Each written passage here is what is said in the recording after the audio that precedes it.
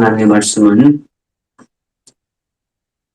베드로전서 1장 18절 19절 말씀입니다. 베드로전서 1장 18절 19절 말씀입니다.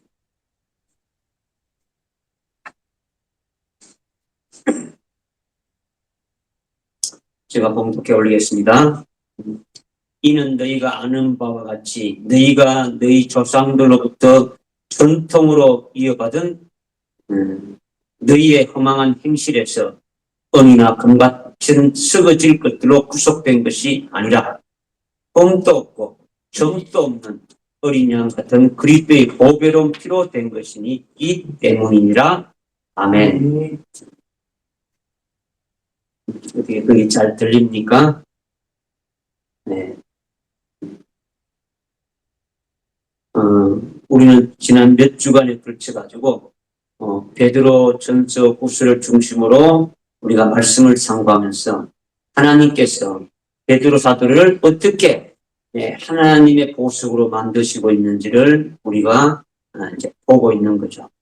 우리에게 이 말씀을 주시는 것은요, 단순히 하나님께서 베드로에게 그렇게 하셨구나, 이것을 알려주기 위해서 말씀하시는 것이 아니라 하나님께서 우리를 베드로처럼 동일한 하나님의 보석으로 만드시고 계신다는 것을 깨닫게 하고 그 길로 인도함을 받으라, 이런 우리에게 말씀을 하시고 이 말씀을 주시는 거예요.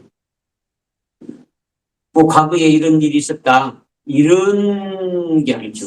우리를 지금 베드로처럼 동일하게 그와 같이 하나님의 보석으로 세우는 그 일을 지금 하나님께 하고 계시는데 그것을 깨닫고 믿고 그분의 인도함을 아주 받아가야 된다, 이 말씀을 우리 하고 계시는 거예요. 베드로가 마태복음 17장에서 지극히 큰 영광 중에 계신 그 예수님의 모습을 직접 아주 목격하고 자기도 주님처럼 아주 영광된 몸을 아주 입게 될 것을 아주 소망하게 되었고, 그리고 아주 예수님께서 자기에게 아주 특별히 말씀하신 요한복음 21장 18절 19절의 말씀이 그대로 이루어져서 하나님께 아주 영광 돌리게 될 그날을 아주 소망하게 되어진 거예요. 그래서 베드로는 하나님께서 자기에게 아주 보여주고 말씀하신 대로 하나님이 아주 보석이 되게 하시는데 필요한 그 시련과 연단의 그 과정을 아주 거쳐가지고 아주 순교할 신앙에 이렇게 올라선 보배로운 믿음을 아주 가지게 되어졌다는 거죠. 베드로가 그렇게 보배로운 믿음으로 올라선 뒤에는 자신과 동일한 아주 보배로운 아주 믿음을 가진 자들을 세우기 위해서 보배로운 하나님의 보배로운 그릇으로 아주 쓰임받게 되어졌다는 거예요. 그래서 지난 시간에 우리가 사도행전과 베드로전서 후서를 통해 가지고 보배로운 믿음을 가진 자들이 보배로운 하나님의 보배로운 그릇으로 어떻게 쓰임받는지를 우리가 지난 시간에 상고를 한 거예요. 그러니까 지금까지 우리가 깨달은 것은 보배로운 목격을 어떻게 베드로 사도가 어떻게 하고 그다음에 그 보배로운 목격을 해서 그것이 이루어지기를 소망할 때에 자기 속에 있는 아주 찌꺼기와 불순물을 빼내기 위해서 온갖 아주 아주 실험과 아주 연단을 과정을 거쳐서 아주 보배로운 믿음에 세워지게 하고 보배로운 믿음에 세워진 그를 어떻게 하나님이 쓰셨느냐, 보배로운 그릇으로 쓰셨느냐까지 우리가 이제 말씀을 깨달았는 거예요. 말씀을 깨달은 것이죠.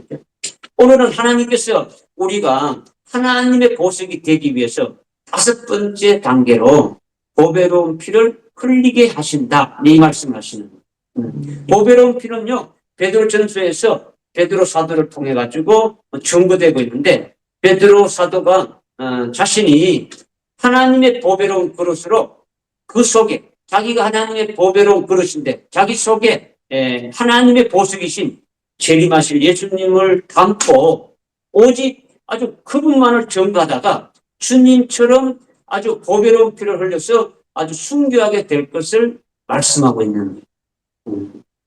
이렇게 하나님께서는 하늘나라에 우리 각자에게 아주 주시려고 예비된 아주 최고의 영광을 먼저 이렇게 믿음의 눈으로 보게 한 후에 그것을 아주 받을 수 있도록 우리에게 시련과 연단의 과정을 통해 가지고 우리 속에 있는 모든 아주 찌꺼기, 죄악의 찌꺼기와 어떤 불순물들을 전부 다 아주 하나도 없이 다 아주 거룩하고 흠없는 아주 그 같은 보배로운 믿음으로 아주 세우셔서 아주 순교할 자가 딱 이렇게 확정이 딱 되면은 보배로운 피를 흘 때까지 보배로운 그릇으로 사용하신다. 이 말씀이에요. 무슨 말인지 깨달으십니까? 오늘 할 말씀이 이렇게 보배로운 그릇으로 쓰임받고 있는 베드로에게 다음에 임할 단계가 뭐냐? 바로 보배로운 피를 흘리는 단계다 이거예요. 흘리는 단계다. 이런 과정은 베드로뿐만 아니라 우리도 보배로운 믿음 위에 세워졌다면은 보배로운 그릇으로 쓰임받고 있다면 보배로운 믿음 위에 세워져서 보배로운 그릇으로 이렇게 쓰임받고 있다면은 우리에게도 그러한 보배 피를 흘리는 그런 단계가 아주 이렇게 되어져 있음을 우리는 깨달아야 된다는 거죠. 베드로전서 1장 18절 19절에서 우리가 조금 전에 이제 읽었는데 공독을 해서 너희가 너희의 허망한 행실에서 아주 죄의 몸에서 은이나 금으로 즉 세상의 어떤 보석 같은 것으로 썩어질 것들로 해가지고 우리가 구속받은 것이 아니라 그리스도의 보배로운 피로 아주 구속되었다. 이렇게 지금 말씀하고 있는 거죠. 하나님께서 흠도 없고 점도 없는 어린 양 같은 그리스도의 보배로운 피로 우리를 구속하셨다. 이렇게 말씀하고 있는 거죠. 하나님의 보석이신 그리스도의 희생의 대가로 우리 죄와 허물로 아주 허망한 어떤 행실로 아주 이렇게 영원히 멸망할 수밖에 없는 우리를 어떻게 했다는 겁니까? 아주 구속하셨다는 거죠. 그렇게 죽을 수밖에 없는 우리가 아주 구속함을 아주 받은 거예요. 그러니까 우리는 하나님의 보석이신 예수 그리스도가 흘리신 보배로운 피로 말미암아 하늘에서 하나님과 함께 사는 아주 하나님의 보석인 어린 양의 아내 그리스도의 신부 하나님의 아들로 아주 영원한 아주 생명을 누릴 수 있게 되어졌다. 이걸 말씀드리는 거예요. 영원한 생명이 아주 보석이라는 거죠. 그 누리는 것이 하나님의 생명이 조회졌습니다. 그죠? 이걸 제일 첫 시간에 제가 말씀을 드렸어요. 이것을. 그러니까 우리는 하나님께서 우리를 아주 보배로운 보석되게 하시는 과정에서 하나님의 보석이신 예수 그리스도의 보배로운 피를 흘리심으로 받게 된 세 가지 구속의 아주 의미를 우리가 조금 깨달아야 된다는 거예요. 먼저 우리가 예수님이 보배로운 피를 흘려서 우리를 구속하셨는데 그 구속하신 의미가 뭐냐? 여러분이 그 구속하심을 다 받았는데 어떤 것을 받고 있느냐? 이걸 우리가 깨달을 필요가 있다는 거죠. 뭐냐? 첫째는 우리를 죄에서 구속하셔서 아주 거룩하게 하시고 영원히 온전케 하셨다라는 거예요.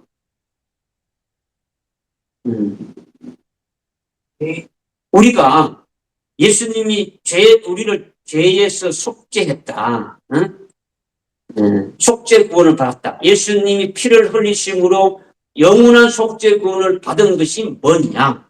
우리를 아주 영원히 아주 온전케 했다라는 거예요. 우리를 거룩하게 하시고 죄가 없는 자로 거룩하게 하시고 영원히 온전하게 하셨다. 이거를 여러분이 믿어야 된다는 거죠. 이거는 이미 히브리서 10장 10절과 14절에서 이미 여러분이 찾아보고 알고 있지 않습니까? 그죠? 뭐 죄 지으면 지옥 갈까? 뭐 이런 게 아니란 말이에요. 그죠? 이미 영원한 속죄 구원을 이미 받고 아주 거룩하게 하셨고 온전케 하신 거예요. 이걸 여러분이 믿어야 된다는 거죠. 둘째는요, 옛사람을 새사람으로 만드시는 것을 뜻하는 거예요. 첫 번째는 우리를 죄에서 구속하셔서 거룩하게 하시고 영원히 온전케 하심을 뜻하는 것이고, 두 번째는 우리를 아주 옛사람에서 새사람으로 만드시는 것을 뜻한다는 거죠. 즉 육적인 신앙을 가진 영아의 아들 시몬을 아주 견고한 아주 반석과 같은 보배로 믿음을 가진 하나님의 보석으로 만드시는 역사를 뜻하는 것이다. 두 번째가 이거잖아요. 우리를 구속하신 그 의미가 뭐냐? 세 번째는 베드로를 포함해서 보배로운 믿음을 보배로운 그 진리의 말씀을 믿고 따르는 자들에게 흰옷을 입혀 주신다는 것을 의미합니다. 주님이 십자가에 피 흘려서 구속하셨다는 것은 세 가지로 지금 말씀을 드리는 거예요. 우리를 죄에서 구속하셔서 거룩하게 하고 아주 온전하게 하셨다라는 의미를 우리에게 말씀하셨고, 두 번째는 아주 우리를 옛사람을 완전히 아주 새 사람으로 만드신다는 뜻이에요. 그죠? 우리가 육적인 신앙에서 완전히 보배로운 믿음을 가진 그 같은 아주 사람으로 완전히 바꾸시는 거예요. 아주 되게 하신다는 거죠. 그 다음에 셋째는 그 보배로운 진리의 말씀을 믿고 따르는 자들에게 아주 흰옷을 입혀주신다. 이것을 우리에게 이제 말씀하고 있는 거죠. 그러니까 예수님의 존재가 형편없는데 아주 피 흘렸다는 사실 자체로서 우리의 죄가 사하게 되었음을 의미하는 것이 결코 아니다라는 거예요. 예수님은 하나님의 보배로운 존재로서 그분의 피를 흘리심은 우리를 거룩하게 하실 뿐만 아니라 우리를 아주 그리스도와 아주 연합해서 아주 새 사람으로 아주 보배로운 믿음으로 가진 아주 새로운 피조물로 되게 하신다는 거죠. 그렇게 해서 궁극적으로 하나님의 그 온전한 목적인 흰옷을 입히는 것까지 이 모든 것을 다 포함해가지고 구속하셨다는 의미 속에 다 포함되어진 것이다. 이걸 말씀드리는 거예요. 그냥 예수 믿고 속죄 구원 받았다. 이 옷 달랑 요것만을 말하는 것이 아니다라는 거죠. 무슨 말인지 깨달아집니까? 그러니까 하나님의 보석이신 예수님은 보배로운 피를 흘려서 우리의 죄값을 지불하셔서 구속하실 뿐만 아니라 그리스도 안에서 우리를 아주 새 사람 되게 하시고 그리고 흰옷을 입히는 분이심을 우리는 분명히 아주 명심하고 깨달아야 된다는 거예요. 할렐루야. 이것을 지금 18절과 19절에서 지금 하시는 말씀이에요. 그렇게 하시는 예수 그리스도의 흘신 피가 그냥 피가 아니라 보배로운 피다라는 거예요. 보배로운 피. 믿어주십니까? 네. 그러면은 주님께서 입혀주시는 그러면 흰옷이 뭐냐? 아주 우리를 궁극적으로 아주 흰옷을 입혀주시는 분임을 우리가 이제 이렇게 결론적으로 맺어지는데 흰옷이 무엇이냐? 이 흰옷을 언제 입혀주시느냐? 이거죠. 마태복음 24장 21절 이하에 쭉 보게 되면은 예수님이 말씀하시기를 창세 이후로부터 지금까지 아주 없었던 큰 혼란이 있게 됨을 우리에게 말씀하고 있는 거죠. 또한 요한계시록에 보게 되면은 7년 동안 혼란이 있는데 그 중에서 아주 전 3년 반은 성도들에게 임하는 큰 혼란임을 우리에게 또 말씀하고 있어요. 요한계시록 7장 9절에 보게 되면은 흰옷 입은 큰 무리들이 하나님 보좌 앞에서 하나님 앞에서 종려나무 가지를 들고 나와서 막 찬양하는데 이들이 흰옷 입은 자들이 누구냐? 이들은 바로 큰 환난 가운데서 나온 자들로 어린 양의 피로 씻어서 휘어진 옷을 입었다. 이렇게 말씀하고 있는 거죠. 어린 양의 피로 씻어서 휘어진 옷을 입었다. 이것을 요한계시록 7장 14절에서 말씀하고 있지 않습니까? 그죠? 또한 요한계시록 6장 9절, 10절, 11절에 보면 하나님의 말씀과 예수의 증거를 인하여 아주 죽임을 당한 자들에게 주님께서 흰옷을 주시면서 흰옷을 이렇게 쭉 입혀주시면 어떻겠습니까? 너희들처럼 죽임을 당하여 그 수가 차기까지 순교할 자들의 수가 차기까지 잠시만 쉬어라. 이렇게 주님이 말씀하셨어요. 요한계시록 13장에 주님이 재림하시기 전에 7년 환난의 때에는 전 세계의 아주 강력한 통치자인 적그리스도, 7머리 10뿔 짐승이 적그리스도가 아주 이렇게 딱 등장해가지고 전 세계를 아주 장악하고 1인 통치하에 자기에게 경배하게 하고 자기가 주는 표를 이렇게 아주 받도록 아주 강요한다라는 거죠. 그런데 하나님의 보석이 되어서 하나님의 그 보배로운 그릇으로 일하는 자들은 14만 4천에 해당되는 두적인들인데, 그들은 영원한 복음을 이렇게 아주 전가하면서 아주 순교할 자들을 세우고 예비처로 이렇게 갈 성도들을 믿음으로 세우면서 적그리스도와 그의 우상에게 아주 경배하지 않고 그가 주는 짐승의 표를 아주 받지 않고 거부함으로써 결국은 그들이 됩니까? 목뱀을 당해가지고 순교하게 되어진다라는 거예요. 이렇게 적그리스도를 거부하고 아주 순교하는 자들이 흰옷을 입게 되고 아주 순교의 피를 흘려가지고 하나님의 보석으로 아주 확정되어지게 되어지는 거죠. 그러니까 예수의 전과 하나님의 말씀이라여 아주 복병을 받은 자들은 환난 날에 아주 복병을 당한 자들이 바로 주님 재림 시에 아주 첫째 부활해서 그리스도와 함께 1000년 동안 왕과 제사장으로 통치하게 될 것을 요한계시록 20장 4절과 5절과 6절에서 아주 말씀하고 있지 않습니까? 그죠? 그러니까 어린 양 예수가 십자가 위에서 피 흘리신 것은 어린 양과 같이 제물 대심을 의미하는 거예요.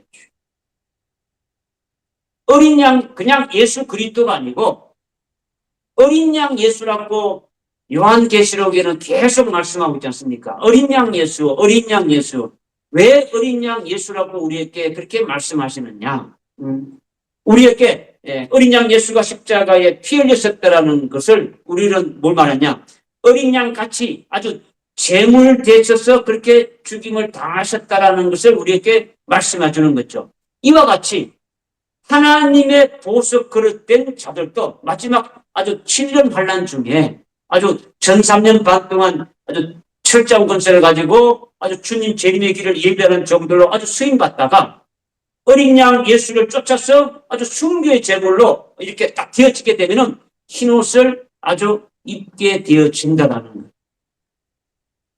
여러분이 요한계시록 1장에 보게 되면은 예수님의 모습이 인자 같으신 분이 나타난 모습이 나오고 쭉 나타나는데 거기에 예수님이 어떤 옷을 입었고 거기에 어떤 것이 나오는가를 쭉 보면 여러분이 그것만 깨달아도 이 지금 이걸 알 수 있는 거예요.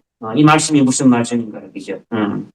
그러니까 요한계시록 7장 14절에 어린 양의 피로 씻어서 흰옷을 입게 되었다 이렇게 말하고 있지 않습니까?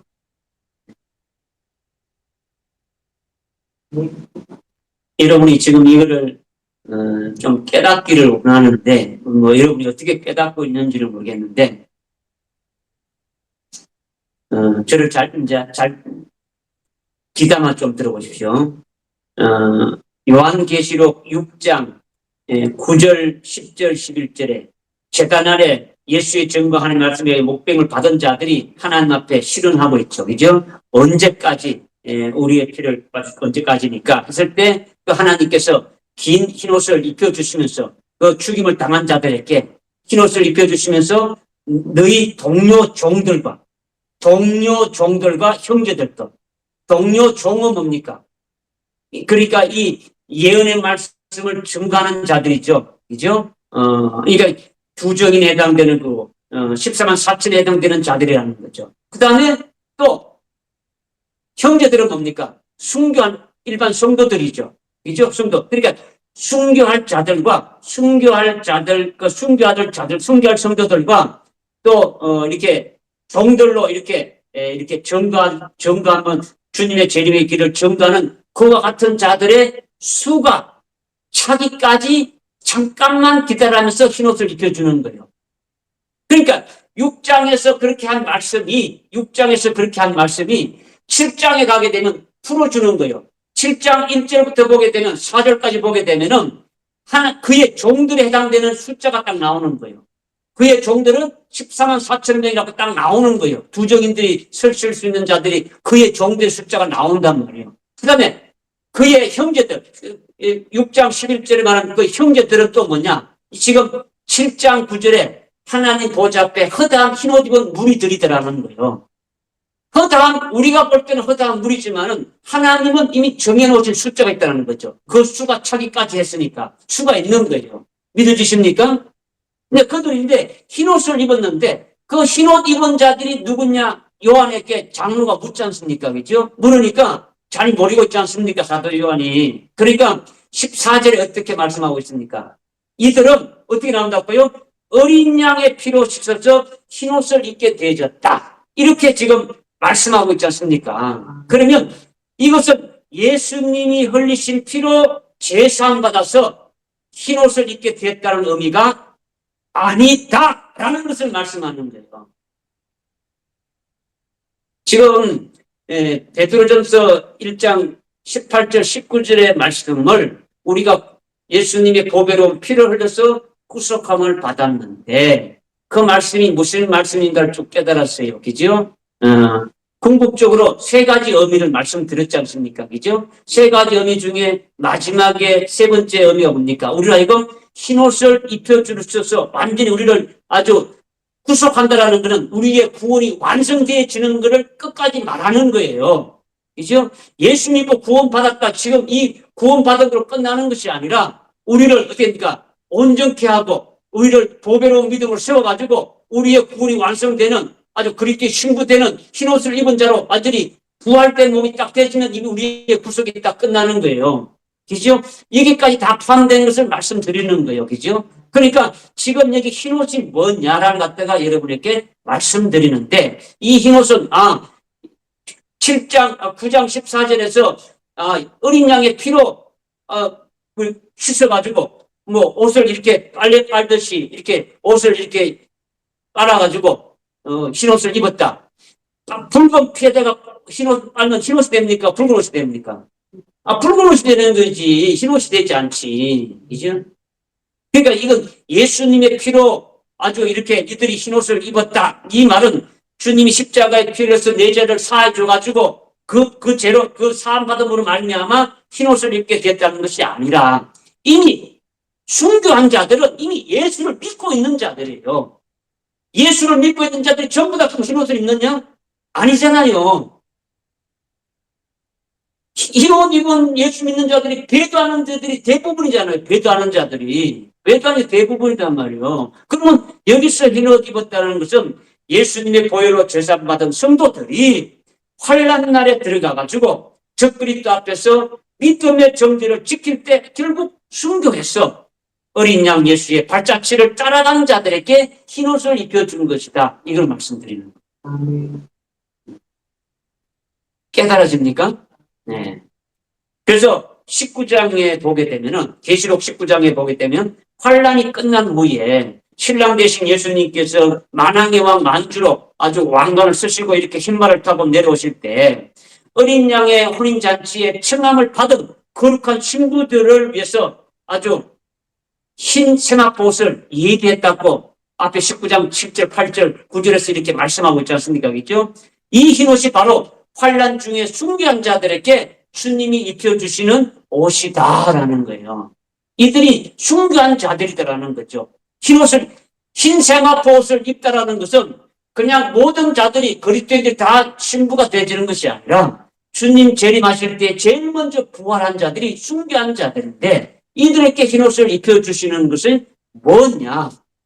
그냥 예수님이 십자가에서 피 흘려가지고 나를 속죄군했다. 그래서 내가 흰옷 입었다. 이 말이 아니다라는 것을 여러분에게 계속 말씀드리는 거예요. 그죠? 그러니까 흰 세마포옷이 성도들의 의라 이렇게 했지 않습니까? 개혁 성경에는 성도들의 옳은 행실이라. 옳은 행실이 뭐 착한 일만 하면 그렇게 흰옷 입습니까? 그걸 말하는 게 아니란 말이에요. 성도들의 의라는 것은 순교한 자들은 자기 의는 하나도 없는 거예요. 하나님의 의로만 되어진 것을 말씀하는 거예요. 믿어지십니까? 그러니까 우리는 지금 혼란이 임박한 이때에 지금 살고 있는 거예요. 그러니까 이때는 보배로운 그릇으로 하나님의 그 군세를 받아가지고 일할 때예요. 여러분이 속히 아주 보배로운 믿음으로 딱 세워져가지고 보배로운 그릇으로 보배로운 믿음이 딱 되면 아주 순교할 자로 딱 용령이 딱 되어지니까 어떻게 됩니까? 보배로운 그릇으로 쓰시는 거예요. 쓰시는 거죠. 그죠? 언제까지? 보배로운 피를 흘릴 때까지 계속 쓰시는 거예요. 계시록 3장 4절에 사대교회에 이기는 자가 되면은 흰 옷을 입혀가지고 나와 동행한다. 아주 순교 안 했지만은 이미 순교할 자로 농명되어졌으니까 순교한 자와 똑같은 거예요. 그래서 주님과 함께 아주 자기와 동일한 순교할 자들을 세우는 그 같은 일을 쭉 하게 되어질 것을 말씀하고 있는 거죠. 그러니까 지금은 그리스도인들에게 엑소도스 할 때란 말이에요. 엑소도스 할 때. 그죠? 적 그리스도와 영적으로 싸워서 이겨가지고 흰옷을 입을 때까지 그때가 이미 가까이 왔다라는 것을 우리는 깨달아야 되는 거죠. 깨달아야 된다. 바로 우리 자신이 하나님의 보석으로 피 흘릴 때가 가까이 왔음을 의미하는 거예요. 확실하게 믿어집니까? 베드로후서 1장 14절 15절에 베드로 사도는 자기와 동일한 보배로운 믿음을 가진 자들에게 이렇게 말한다 하면서 이는 우리 주 예수 그리스도께서 내게 보여주신 것이 나도 나의 장막을 벗어날 때가 임박했는 줄을 알리라. 내가 떠난 후에라도 너희에게 아주 이러이러한 것들을 항상 기억할 수 있도록 내가 힘쓰겠다. 이렇게 말씀하고 있지 않습니까? 그죠? 나의 장막을 떠날 때라는 것은요, 예수님의 보배로운 피로 아주 구속받은 자들에게 흰옷을 입혀줄 때라는 거죠. 또는 엑소도스 해가지고 예수님이 하나님의 보석으로 앉아 계신 영광의 그 자리인 하나님의 보좌우표로 옮겨지는 때다. 이거를 지금 말씀하고 있는 거죠. 사도 바울이 지금 내가 지금 아주 내가 지금 나의 장막을 벗어날 때가 임박했다. 이거는 그냥 내가 죽을 때가 됐다. 이걸 말하는 게 아니라 지금 엑소도스 해가지고 내가 지금 이 땅에서 하늘 나라로 예수님께서 하나님의 보석으로 하나님 보좌우편에 이렇게 계시는데 그 자리로 나도 옮겨질 때가 되어졌다. 이거를 지금 사도 바울이 고백하고 있지 않습니까? 그죠? 그러니까 사도 베드로는 자신이 엑소도스 한 후에라도 이미 베드로 전후서를 통해 가지고 아주 증거된 진리의 말씀을 인해 가지고 우리도 아주 순교를 기쁘게 맞이할 길을 당부하고 있는 거예요. 여러분이 잊지 않고 끝까지 기억하면서 이것을 여러분들도 그렇게 되기를 원한다 말하고 있는 거죠. 순교의 죽음은요, 뭐 괴롭고 부담스러운 것이 아니라 하나님 아버지의 나라로 이렇게 옮겨지는 아주 영광스러운 것이라고 베드로를 통해 가지고 성령이 우리에게 말씀해 주고 있는 거예요. 할렐루야. 누가복음 22장 15절에서 주님께서 12사도에게 내가 고난받기 전에 너희와 함께 이 6월절 약 먹기를 이렇게 간절히 바란다. 이렇게 말씀하시면서 저녁 시간 전에 먼저 뭘 줬습니까? 잔을 주었죠. 그죠? 잔. 이 잔은 예수님이 식사 후에 주는 잔이 아니란 말이에요. 포도주를 좀 성찬식 때 하는 그 잔을 말하는 게 아니에요. 지금 앞에서 먼저 주시는 거는. 이거를 잔을 주시면서 이거를 가져다가 너희끼리 나누라 했지 않습니까? 너희끼리 나누라. 잔을 주면서 너희끼리 나누는 거죠. 이 잔은요, 순교의 잔이에요. 순교의 잔. 거기 해당되는 말씀을 여러분에게 예수님이 마지막 겟세마네 동산에서 기도할 때 이 잔을 아주 내게서 좀 이렇게 물러갔으면 좋겠다. 이 잔이 무슨 잔입니까? 예수님이 십자가에 죽으심에 해당되는 잔이잖아요. 그죠? 그러니까 이 순교의 잔으로 아주 순교를 기쁨으로 여기는 자들끼리 나누라. 이렇게 주신 거예요. 순교를 원하는 자들은 사도, 12사도 중에 너희들이 순교를 원한다면, 아주 기쁨으로 원한다면, 아주 이것을 가져다가 스스로 나누라는 거예요. 그러니까 지금까지 주님께 보여주신 보배로운 목격을 이루시는 때가 이렇게 되면은 그 아주 기쁨과 자원함으로 순교할 수 있도록 아주 주님께서 인도해 주시는 거예요. 믿기만 하면. 시간이 없으니까 여러분에게 뭐 구체적으로 설명 못 해도 여러분이 지금까지 말씀했던 것을 쭉 깨달으면 깨달아질 수가 있는 거죠. 그죠? 깨달아질 수 있는. 그러니까 앞으로 있을 7년 환란 후에 주님이 재림하실 때에 다니엘서 그 12장의 그 예언의 말씀을 절대로 여러분이 잊어먹지 말고 꼭 기억하라 했지 않습니까? 그죠? 환란 때에 미가엘 천사장이 일어나가지고 일찍 죽임당한 어린 양의 생명책에 농명된 자들을 어떻게 합니까? 환란 날에 이기도록 어떻게 한다고요? 호위하고 도와준다 했지 않습니까? 그죠? 또 강물 위에 세마포 입은 예수님께서 강 저편에 있는 자들을 강 이편으로 건널 수 있도록 도우시면서 한때 두때 반때를 합쳐가지고 3년 반 안에 아주 순교할 것을 아주 기쁨으로 여기고 소망하는 자들을 생명책에 기록해 놓았다가 환란 때에 됩니까? 아주 순교의 강을 건너도록 도우시는 거예요. 해주신다는 거죠. 이 날까지 이르는 자가 복이 있다고 12절에서 그렇게 다른 12장 12절에서 말씀하고 있지 않습니까? 그렇죠? 이 복이 아주 순교의 피를 흘림으로 주시는 아주 영광된 복이라는 거예요. 이런 자가 하나님의 보석으로 하늘 나라의 아버지 집에서 아주 하나님처럼 아주 영생의 삶을 누리게 되신다는 믿어지십니까?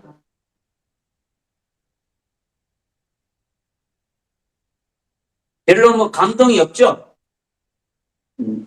뭐 감격이 안 일어나죠, 그죠? 아, 뭐 그렇구나 이렇게 되면 일어나지, 그죠? 그냥 좀 이렇게 뭐 은혜는 되는데 뭐 거기까지는 안 된다, 또 이거죠, 그죠? 그죠? 여러분이 이 말씀을 들으면은 진짜 막 속에서 막 아주 막 솟아오르는 기쁨이 있어야 되고 하나님을 나를 그렇게 하시기 위해서 하고 계신다는 것을 여러분 믿어야 되는 거죠, 그죠? 잠깐만요. 이게 잘 안 나오는데. 나왔네. 네, 화면이 꺼졌다가 다시 나왔네. 네.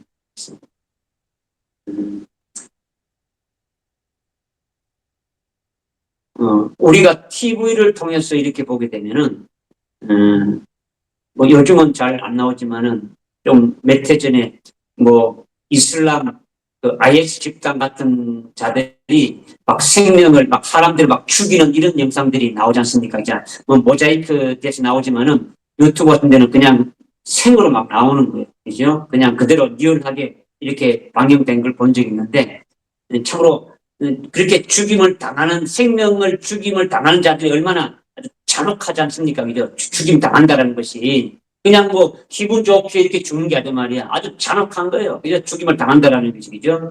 예수를 전가다가 순교를 당한다는 것도 결국은 마찬가지예요. 어? 그들에게 죽임을 당할 때에 그냥 뭐 축제의 어떤 게 아니란 말이에요. 그죠? 사람을 이렇게 죽임을 당하는 자들, 그죠?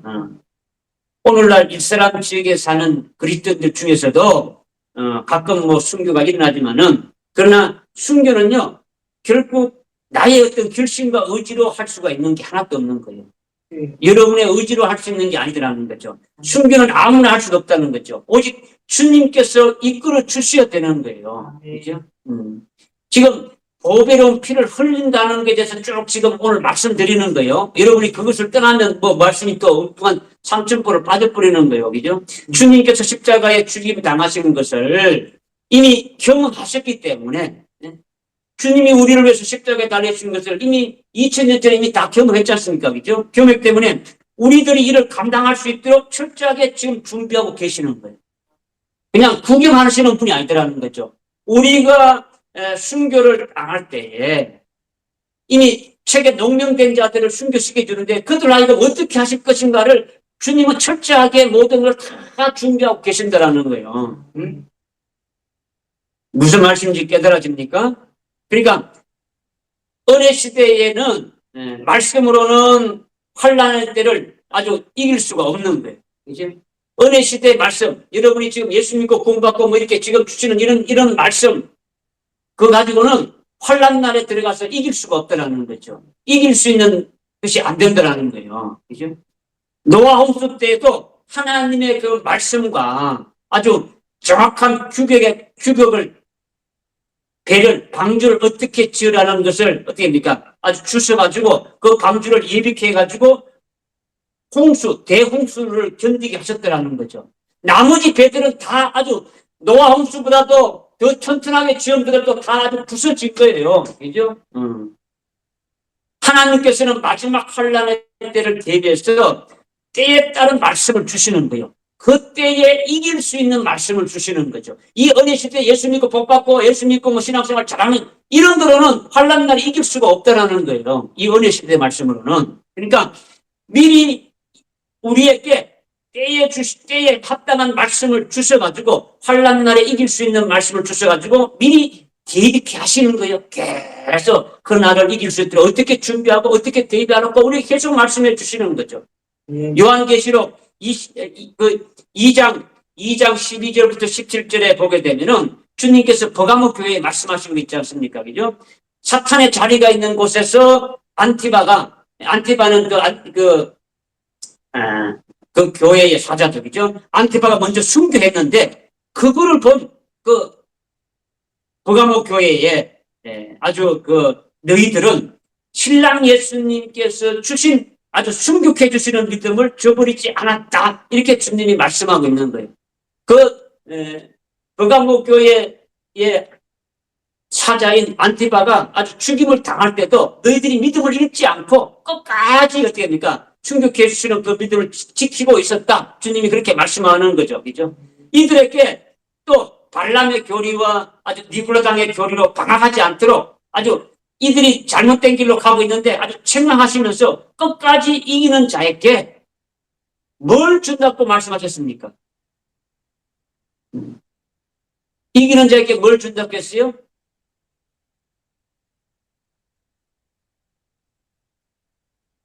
미나 자매님 뭘 준다 했어요?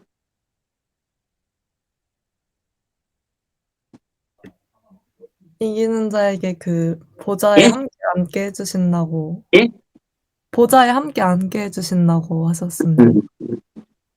버가모 교회 이기는 자들에게 주신다는 것이 아주 뭐가 있습니까?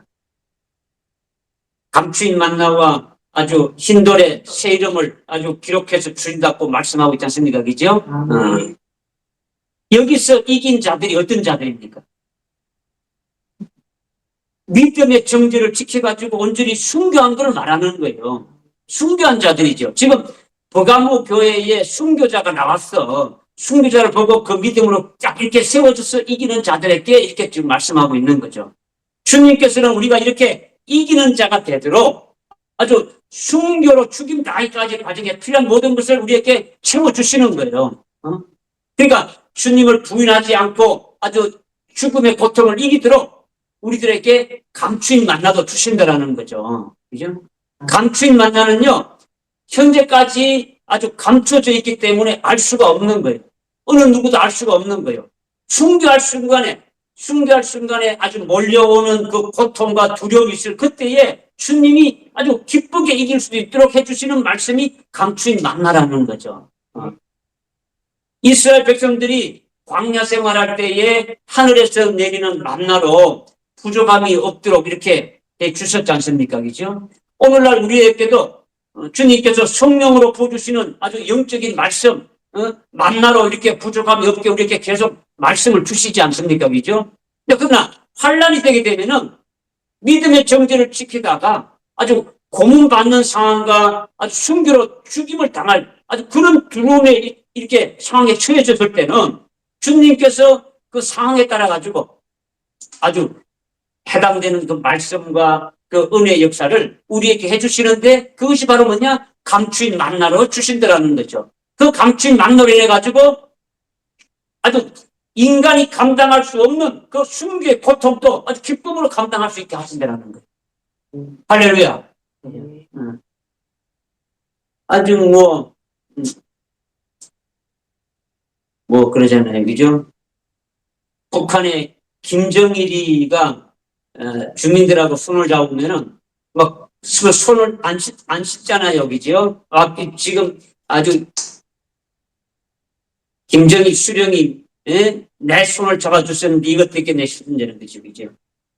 만약에 여러분들 어떤 대통령이나 아주 높으신 어떤 연예인들이 와가지고 아주 자기가 좋아하는 연예인 와가지고 손을 잡아주고 한번 이렇게 포옹해줬다 그러면 뿅 가는 거지. 그죠? 주님이 나에게 오셔서 아주 특별하신 아주 지금까지 들어보지 못했던 엄청난 그 말씀을 주시고 힘을 주시게 되면은 뭐 이게 뭐 죽임 당하는 이거는 뭐 아무것도 아니단 말이에요, 그죠? 더 큰 하늘나라의 영광을 딱 보여주고 모든 걸 쫙 이끌어왔던 걸 딱 이렇게 해주는데 그게 뭐 겁나겠습니까, 그죠? 그리고 순교 당하는 순간에 아주 주님이 우리에게 아주 새 이름을 기록해서 주신다는 거예요. 재림하실 주님의 그 새 이름이 만왕의 왕이잖아요. 그죠? 만왕의 왕 만주로 천년왕국에서 불려줄 이름이 만왕의 왕이고 만주가 주단 말이에요. 그죠? 주님의 이름이 현재는 뭡니까? 우리 주님이지, 우리 구세주지, 그죠? 예수 그리스도라고 하지, 만왕의 왕이라고 하지 않잖아요, 그죠? 만왕의 왕 만주주는 요한계시록 19장에 나오는 거는 이미 천년 왕국 때 불려줄 그 이름이단 말이에요, 그죠? 그 주님께서 우리가 순교 직전에 얼마나 떨립니까? 아무리 믿음이 좋고 뭐 성령이 충만해도 죽임을 당하는 데 앞에서 그래 이렇게 한 사람이 없단 말이에요. 떨리죠. 두려움 있죠. 그냥 자기 차례가 딱딱딱 돼지면은 순번이 땡겨질수록 그 다음 나 차례구나. 몇 번 남았구나. 이렇게 하면서 얼마나 두렵겠습니까? 그죠? 이렇게 순교 당할 때에 순교 당하는 사람의 그 새 이름을 기록되는데 그것이 바로 뭐냐? 그 사람 흰 돌을 준다는 게 아니에요. 그러니까 이미 돌이 뭐라는 걸 알잖아요. 보석이잖아요. 그죠? 흰 돌이 또 뭐라는 게 또 흰색이 뭔가를 좀 흰 옷도 말아가면 여러분이 깨달아야 되지. 그죠? 그러면 순교하는 자가 흰 돌이요. 그죠? 그러니까 빌라델피아 교회 이기는 자들에게 아버지의 이름과 그 새 예루살렘의 이름과 나의 이름을 기록한다 했지 않습니까? 그죠? 그러니까 순교하는 자들에게 그러니까 새 이름을 기록하는 거예요. 기록한다는 것은 새 이름을 주는 거죠. 새 이름을 기록이죠. 요한계시록 14장 1절에 14만 4천이 주님과 함께 시온산에 딱 섰는데 그들의 이마에는 어린 양의 아버지의 이름이 있고 어린 양의 이름이 있다 했지 않습니까? 그죠?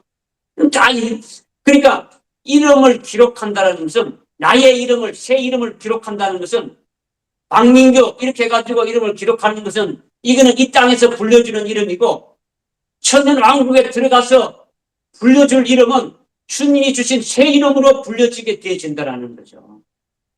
믿어지십니까? 그렇구나. 이렇게 아니고 여러분이 그 수많은 그 천년 왕국의 백성들이 어떤 왕의 칭호를 붙이면서 그 이름을 부를 때에 그것은 이름 말할 수가 없는 거죠. 지금 5년짜리 그 대통령 하다가 지금 뭐 탄핵받고 뭐 다 해도 깜방 가고 다 하지 못하고 지금 뭐 난리지 않습니까? 그런데 1,000년간 왕으로 세워봤는데 여러분이 소망되지 않아요? 그죠? 그런 뭐가 있어야 되겠지, 그죠? 그러니까 아주 주님께서 천년왕국에 불려질 아주 우리의 새 이름을 기록해서 우리에게 주신다. 이 말씀을 지금 드리는 거예요. 믿어지십니까?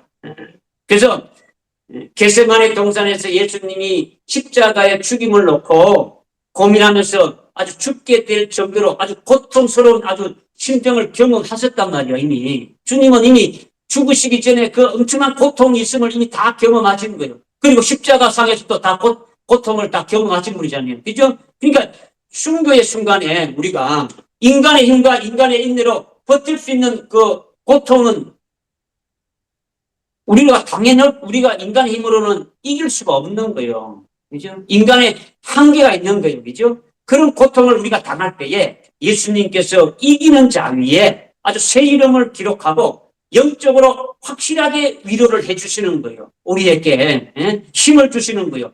우리로 하여금 하여튼 기쁨으로 순교를 맞이할 수 있도록 해주신다는 거예요. 할렐루야. 그러니까 예수님께서 하나님의 보석으로 피 흘려가지고 재물 대신 같이 베드로를 그 길로 가게 하셨고 우리도 기쁨으로 그 길을 따르도록 해주신다. 이 말씀을 하시는 거예요. 할렐루야. 믿어지십니까? 우리는 이미 사도행전 12장에 보배로운 믿음으로 세워져 가지고 하나님의 보배로운 그릇으로 되어진 베드로를 어떻게 하나님이 사용하시는지를 지난 시간에 우리가 깨달았지 않습니까? 베드로가 내일이면 바로 죽임을 당할 것으로 예정되어 있는데 내일 아침은 죽임을 당하게 되는데 감옥에 이렇게 지금 갇혀 있으면서 어떻게 했습니까? 자신도 야고보 사도처럼 자신 먼저 야고보 사도가 헤롯에게 가지고 칼로 죽임을 당했는데 자기도 아주 그렇게 하나님이 아주 기쁘게 순교하게 해주실 것이다. 이렇게 아주 깨달아지니까 순교케 해주신 그 주님의 품 안에서 안식의 잠을 자는 거예요. 푹 자는 거예요. 푹 자는 거라는 거죠. 미련한 자는 멸망의 잠을 자지만은 이렇게 지금 베드로처럼 아주 보배로운 믿음으로 딱 세워진 자들은 안식의 잠을 자는 거죠. 그죠? 순교의 잠을. 이때 천사가 베드로를 어떻게 합니까? 깨워가지고 감옥에서 빼내지 않습니까? 그죠? 빼내가지고 어디로 보냈습니까? 가이사라 빌립보 지방으로 보냈단 말이에요. 그죠? 12장에 읽어보면 다 나와요. 그죠? 가이사라 빌립보 지방으로 이렇게 머물면서 아주 그 이후의 행적은 사도 바울의 행적은 베드로 전서 후서로 이어지는 거예요. 사도행전은 사라져버리고 그 뒤에 이어지는 것이 베드로 전서 후서로 이어지는 거죠. 베드로는 가이사라 빌립보 지역에 있으면서 본도, 갑바도기니아, 비두니아 등 아주 아시아 지역에 흩어져 있는 보배로운 믿음을 가진 신실한 그리스도인들에게 아주 용기를 주면서 예수를 위해서 고난받는 것을 아주 금고하고 있는 거죠. 우리도 예수를 위해서 아주 고난받고 그 길을 그대로 따라가야 된다. 이렇게 말하고 있는 거예요. 순교당하는 것이 매우 귀한 일이기 때문에 기쁘게 감당할 것을 아주 당부하는 거죠. 끝까지 주님의 발자취를 우리가 따라가야 된다. 주님의 재림에 대한 소망을 가지고 끝까지 우리가 주님 가신 길을 가야 된다 하고 격려하면서 계속 말씀하고 있는 거죠. 여러분이 그 베드로전서 2장 21절에 아주 분명하게 말씀하고 있지 않습니까? 그죠? 더구나 베드로의 최후에 관련된 것들을 보게 되면 아그리빠 왕의 그 후궁들하고 로마 그 황제 부인들까지도 아주 배종시켜가지고 그리스도를 믿게 만든 거예요. 그리스도를 믿게 만들면서 로마 황제와 아그리빠 그 왕과 권력자들이 베드로를 이렇게 죽이기로 이렇게 결의하기에 이르게 되어진 거예요. 그러니까 그 로마에 있는 성도들이 베드로를 로마에서 안전하게 아주 피신하는 가운데 이렇게 가고 있는 가운데 예수님께서 베드로에게 나타났지 않습니까? 그때 베드로가 주님께 묻지 않습니까? 주님 어디로 가시나이까? 여러분이 잘 아는 쿠바디스 도미네. 그죠? 주여 어디로 가시나이까? 여러분 막 영화도 나왔는데 이거 봤습니까?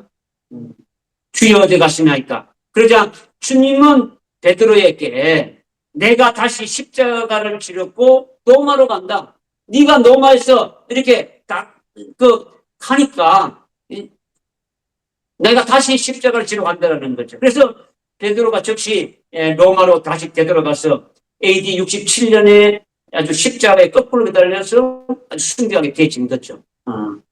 하나님께서는 베드로에게 먼저 지극히 큰 영광을 우리가 영적인 눈으로 이렇게 목격하게 하고 보배로운 시련과 연단을 이렇게 거쳐가지고 아주 보배로운 믿음을 가진 보배로운 그릇으로 아주 증거하는 그 일을 이렇게 사용하시다가 아주 순교의 제물이 돼가지고 아주 보배로운 피를 흘림으로 아주 흰옷을 입게 하신다. 이것을 지금 말씀하시는 거예요. 우리도 베드로 같은 그 과정을 통해 가지고 아주 보배로운 믿음을 가진 보배로운 아주 그릇이 되어서 마지막 환난 날에 신랑 예수님을 이렇게 전가하며 예언하는 보배로운 일을 하다가 아주 무적행에서 올라온 일곱 열불 짐승인 저 그리스도에게 목배를 받아가지고 흰옷을 입은 아주 그리스도의 신부가 되는 영광을 누리기까지 하나님께서 우리를 하나님의 보석으로 계속 만들어 가신다. 아멘. 이 말씀을 해주시는 거예요. 아멘. 할렐루야. 하나님께서 우리를 위해서 하늘나라에 예비된 그 영광을 믿음의 눈으로 먼저 보게 한 후에 그리고 그것을 받을 수 있도록 우리를 어떻게 세운다는 겁니까? 그것을 받을 수 있는 자로 세우기 위해서 어떻게 한다는 겁니까? 시련과 연단을 통해 가지고 아주 요나의 아들 시몬을 아주 베드로 되게 한 베드로 될 수 있도록 막 다듬어 갔지 않습니까? 여러 가지 아주 막 흠이 많고 적도 많고 막 실수도 많은 그런 베드로를 주님이 계속 다듬어 가지고 아주 온전한 보석이 될 수 있는 그와 같은 하나님의 보석이 될 수 있는까지 이렇게 만들어 갔지 않습니까? 그것처럼 우리 속에 있는 아주 불순물, 찌꺼기 이런 것들을 다 빼내어서 아주 보배로운 믿음을 가지게 하시는 거예요. 그냥 뭐 믿습니다 해가지고 보배로운 믿음이 되어지는 게 아니더라는 거죠. 우리가 알지 못했던 이런 찌꺼기들이 우리 속에 있기 때문에 우리들에게 계속 어떻게 합니까? 아주 시련과 연단을 통해서 그렇게 하신다라는 거죠. 아주 그렇게 해서 보배로운 믿음을 가지고 아주 보배로운 순교할 자로 확정이 되면은 보배로운 피를 흘리기까지 보배로운 그릇으로 쓰시는 거예요. 그러다가 때가 되면은 보배로운 피를 흘리게 하신다라는 거예요. 왜 보배로운 피라고 하느냐? 왜 베드로가 보배로운 피를 흘렸다고 이렇게 말할 수 있느냐? 왜냐하면 예수님이 보배로운 돌이신 보석이잖아요. 그죠? 예수님이 보배로운 보석. 응? 십자가에 죽임 당하시면서 보배로운 피를 흘렸다고 베드로전서 1장 19절에서 말씀했지 않습니까? 그죠? 말씀하셨으니까 보석이신 예수님이 흘리신 피가 보배로운 피예요. 그러니까 베드로가 순교하는 것도 똑같이 보배로운 피를 흘리는 것이라는 거죠. 왜? 보석이신 그리스도 안에서 하나 된 자니까. 응?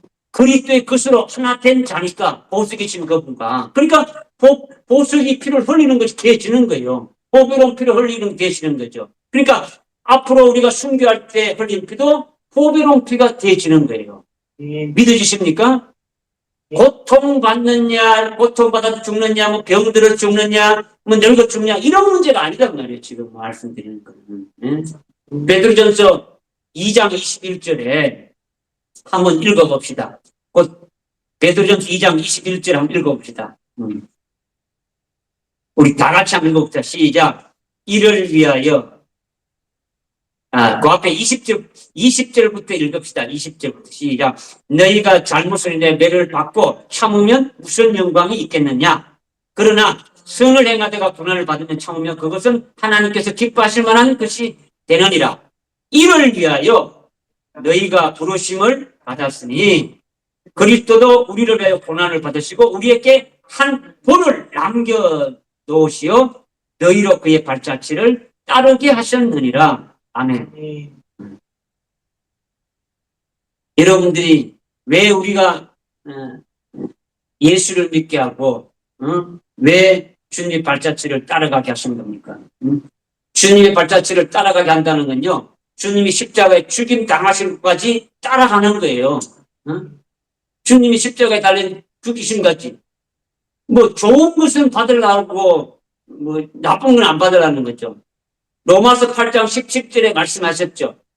주님과 함께 우리가 공동상속자인데 주님과 함께 영광을 받기 위해서는 우리도 고난도 같이 받아야 된다. 고난 후에 영광이에요. 고난은 필요 없고 영광만 받겠다. 이거는요 아주 몰상식하죠. 그죠? 그럼 이제 안 되죠. 그죠? 주님 가신 길을 가야 되는 거죠. 그죠?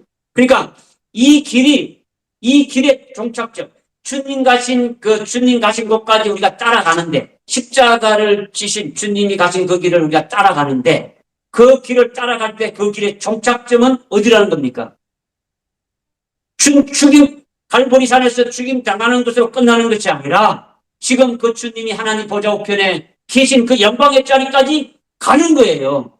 이것이 계시록 3장 21절에 라오디게아 교회 이기는 자들에게 7번째 라오디게아 교회, 에베소 교회 이기는 자가 돼서 스무나 교회 올라오고 스무나 교회에서 이긴 자 되면 버가모 교회 올라가고 버가모에서 어떻습니까? 또 아드라 교회, 사대 교회, 빌라델피아 교회, 마지막 라오디게아 교회까지 이기는 자가 최종적으로 되어지면은 어떻게 하겠다고요? 주님과 함께 보좌에 나와 같이 함께 있게 하리라. 믿어지십니까? 이들이 지금 예수님이 있는 것이 하나님 보좌 우편인데 그 앞에 있는 자들이 24장으로 드리고 그 앞에 있는 자들이 그의 22장에 가게 되면 22장 3절에 그의 종들이 그 앞에서 그의 얼굴을 보면서 그들이 바로 이긴 자들이고 21장 7절에 보면 이긴 자들이고 이긴 자들은 아버지의 모든 것을 상속받아서 너는 내 아들이 되고 나의 모든 걸 가지라. 그들이 어린 양의 아내이고 그들이 바로 그리스도의 신부고 뭐 이거 다 말씀했지 않습니까? 그죠? 이렇게 말씀하시는 것이 아주 우리의 그 갈 길의 종착점이다라는 거예요. 종착점이다. 우리가 가야 될 길이죠. 이것을 위해 이때에 우리를 이렇게 성별시켜서 세우시는 거예요. 얼마나 복된 겁니까? 다른 사람 생각할 필요가 없어요. 내가 그 길로 갈 수 있도록 이렇게 하나님이 부르시고 그 길로 갈 수 있도록 말씀을 주시고 그 길로 깨닫게 하고 하신다는 것이 이것이 엄청난 하나님의 은혜고 사랑인 걸 여러분이 깨달아야 되는 거죠. 그죠? 여러분이 뭐 수진 맞았다고 여러분이 생각해야 되죠. 그죠? 참 하나님이 이렇게 나를 사랑하시고 있다는 이것만 생각해도 잠이 안 와야 되고 기도하는지 알지 않을 수가 없고 그냥 하나님 어찌든지 나는 여기서 떨어지면 안 되니까 제발 여기 떨어질 수 있도록 내 믿음부터 이렇게 아주 보배로운 목격부터 시작해가지고 지금 말씀 주는데 나도 그 절차를 밟아서 나도 이렇게 갈 수 있도록 해주세요. 나도 쭉 기도가 돼야 되지. 뭐 앞에 기도 다 빼져 못 부리고 제일 끝에 것만 나도 뭐 주님 가신 그 보좌에 그냥 앉게 해주시 이것만 기도해가 될 일이 아니다라는 거죠. 이제 몇 개 남았습니까? 한 개 남았죠. 이제 다음 주면 끝나는 거예요. 다음 주에는 뭐가 나올까요? 보배로운 피를 흘리게 되면은 보배로운 보석이 되는 거죠. 보배로운 돌이 되는 거예요. 그죠?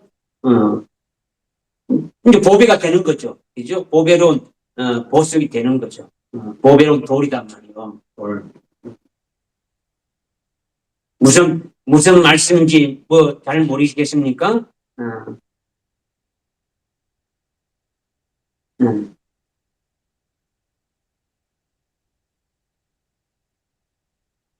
하여튼 여러분들 기도하고 아주 믿음으로 세워지길 바랍니다.